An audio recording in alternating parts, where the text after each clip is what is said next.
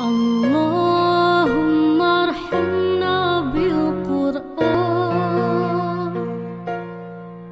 واجعله لنا إماما ونورا وهدى ورحمة. Assalamualaikum Pak Ustadz. Allahumma dzakirna minhu ma nasina wa 'allimna. Apa kabar Pak Ustadz? Ya, sehat. Alhamdulillah. Sebaliknya. Alhamdulillah saya baik juga Pak Ustadz. Alhamdulillah Pak Ustadz. Sehat, baik Mas. Alhamdulillah baik. Syukur, alhamdulillah. Ya, ada yang bisa kita bicarakan barangkali? Pak Ustadz, mumpung bulan Ramadan Pak Ustadz, Ya. mumpung Pak Danan ini lagi pengen ngaji. Nah, sebentar lagi ini kan nuzulul Quran. Nah, saya mau tanya ini, bagaimana sejarah turunnya Al-Quran itu? Bagaimana? Saya penasaran. Oh, baik Mas Dio. Kita sekarang sudah berada di hampir pertengahan di bulan Ramadan ya. Di tanggal 17 Ramadan itu adalah malam diturunkannya Al-Quran sebagai pedoman bagi kaum muslimin wal muslimat, dan itu merupakan firman-firman suci Allah yang merupakan mukjizat Nabi Muhammad SAW. Sejarah turunnya Al-Quran, Al-Quran diturunkan Allah dari Lauhul Mahfud ke Baitul Izzah itu secara langsung. Kemudian diturunkannya dari Baitul Izzah ke langit dunia kepada Nabi Muhammad SAW itu diturunkan secara berangsur-angsur. Untuk apa? Hikmahnya Al-Quran diturunkan secara berangsur-angsur. Pertama, untuk menguatkan jiwa dan juga mental Nabi Muhammad SAW yang ketika itu sedang berdakwah, juga untuk menjawab segala bentuk permasalahan yang dihadapi oleh Nabi Muhammad. Oleh karena itu, hikmahnya selain itu juga Al-Quran memiliki hikmah yang sangat besar bagi perkembangan dakwah Rasulullah dalam menjalankan tugas mulia dari Allah Subhanahu wa taala. Jadi itu sekelumit sejarahnya yang perlu kita ketahui sebagai kaum mukminin wal mukminat. Terima kasih Pak Ustadz. Ya, baik. Barangkali ada yang mau disampaikan lagi nih, Mas Danan atau Mbak Irma? Maaf Pak Ustadz, izin Ya. bertanya. Kita sekarang ya dibilang hidup di zaman now ya betul ya. Sekarang itu ya. Apakah dari Al-Quran itu kemurniannya itu sampai terjaga sampai saat ini?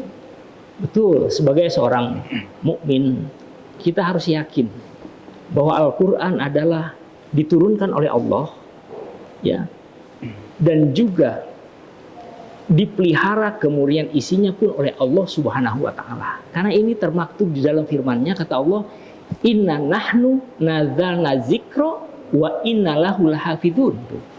Akulah, kata Allah, yang menurunkan Al-Quran, dan aku juga yang memelihara serta menjaga kemurniannya sampai saat ini. Coba dilihat, gaya bahasanya aja luar biasa Al-Quran itu. Ada salah satu di antara yang berupaya mencoba mengutak-atik, jangankan gaya bahasanya, jangankan isinya, harokat-harokatnya saja ada yang merubah. Pasti Allah tahu dan pasti juga diketahui oleh orang-orang lain atas petunjuk dari Allah Subhanahu wa taala. Apalagi kalau kita lihat dari gaya bahasanya, sangat indah sekali. Satu surat yang sering kita baca, Alam nasroh laka sodrok wa wadokna anka wizrok allazi anqadha zuhrok wa rafa'na laka dzikrok fa inna ma'al usri yusron inna ma'al usri yusro fa idza faragta fansab wa ila rabbika faragab. Luar biasa. Sampai detik ini belum pernah ada satu orang pun yang bisa menandingi gaya bahasa seperti Al-Quran itu. Dalam satu riwayat pernah dulu ada satu sayembara yang dilakukan oleh pemuka-pemuka Quraisy ketika itu, mengumpulkan semua ahli juru tulis dan juga ahli juru membuat satu makalah, dikumpulkan. Ada salah seorang yang mengangkat tangan yang katanya mampu membuat gaya bahasa yang semisal dengan Al-Quran. Dengan judul apa? Al-Fil, gajah. Di situ ada kalimatnya, wamal fil, apakah gajah? Wama adro kamal fil, tahukah engkau tentang gajah? Lahu hurmun tawil, gajah itu punya belalai panjang. Walahu zail, gajah itu punya buntut. Begitu diterjemahkan, jika dilihat isinya gaya bahasanya oleh para hakim Dewan Juri ketika itu, ini gaya bahasanya rendah sekali, bahkan ditertawakan. Jangankan orang tua semacam engkau, katanya, anak kecil pun bisa kalau buat seperti itu. Tuh, akhirnya tidak menang dia membuat gaya bahasa yang menyaingi Al-Quran. Jadi sampai saat detik ini, Mbak, Al-Quran itu belum pernah ada yang bisa menandingi dan juga belum bisa ada yang merubah isi maupun juga redaksinya, karena semuanya itu dipelihara dan dijaga oleh Allah Subhanahu wa taala. Itulah yang harus kita yakini semua.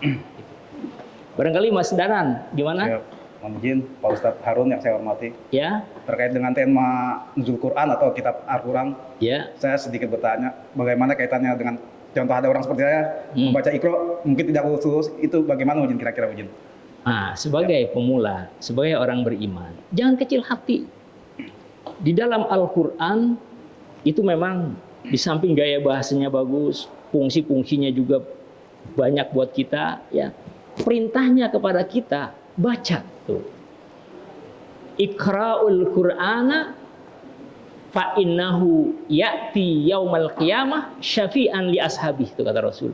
Bacalah Al-Qur'an karena nanti Al-Qur'an akan datang di hari kiamat, itu menjadi penolong bagi semua pembaca-pembacanya. Nah, ini hadis ini motivasi buat kita agar kita dalam mensikapi Al-Qur'an hendaklah banyak membacanya. Ketika seperti Mas Danan merasa, aduh saya ini belum lancar, belum bisa, jangan kecil hati. Kata Rasul, orang yang membaca Al-Qur'annya terbata-bata, dia mendapatkan pahala tetap. Ya, pahalanya nggak tanggung-tanggung berapa. Pahalanya itu adalah pahalanya dua, pahala membaca dan pahala terbata-bata. Dapat juga itu. Bagaimana yang baca Qur'annya lancar? Kata Rasul, yang membaca Al-Qur'an lancar, maka dia nanti akan dikumpulkan bersama orang-orang saleh, luar biasa. Makanya jangan kecil hati. Walaupun baca misalkan A, A, I, I, U, A, nggak masalah. Karena itu pun dapat pahala. Dan perlu diketahui oleh kita, membaca Al-Quran itu pahalanya bukan setiap satu huruf, bukan setiap satu ayat dapat kebaikan. Tapi Al-Quran itu dibacanya pahalanya satu huruf. Berapa yang dilahirkan pahalanya dalam satu huruf? Kata Rasul, siapa yang baca Al-Quran, maka pahalanya setiap satu huruf mendapatkan 10 kebaikan. Jadi kalau kita baca alif lam mim itu 3 huruf, berarti kalau baru alif lam mim aja berarti 10 kali 3 berapa? 30 tuh. Baru alif lam mim saja, apalagi kalau dilanjutkan. Tuh, kita seperti itu. Ya, jadi jangan kecil hati sekali lagi Mas Danan. Nah, sekarang dalam rangka kita menyambut nuzul Quran harus ada rasa semangat nih. Semangat apa? Membumikan Al-Quran dengan membacanya, meyakini, kemudian juga membenarkan dalam hati tentang isi dan redaksinya. Yang terpenting juga terus kita amalkan isinya dalam kehidupan sehari-hari. Maka artinya kalau ada kesempatan belajar lebih bagus menjadi nggak apa-apa menjadi. Bagus. Bahkan itu kata Rasul, sebaik-baik orang itu adalah apa? Khairukum man ta'alamal Qur'an wa 'allamahu. Sebaik-baik orang di antara kalian adalah yang mempelajari Al-Quran dan mengamalkan isinya. Jadi makanya kita harus ambil bagian dari itu, apa yang disabdakan Rasul. Baca Al-Quran, pelajari, dan kita amalkan isinya. Maka kita menjadi sebaik-baik manusia. Demikian. Pak Ustadz, izin bertanya lagi Pak Ustadz nih. Gimana Pak? Ini, kan kita membaca Al-Quran. Ya. Tapi kan kadang kita tidak sampai mendetail dengan artinya gitu Pak Ustadz. Gimana? Apa kita diterima? Itu tadi ya. Pengamalannya. Al-Quran itu walaupun kita nggak ngerti artinya, kita bacanya saja itu mendapat kebaikan.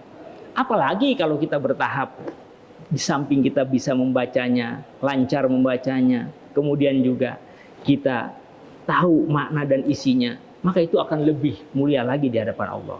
Jadi sekali lagi, walaupun Al-Quran itu kita nggak tahu artinya, udah baca saja. Karena bacanya saja melahirkan pahala. Nah, seperti itu, Mbak Irma.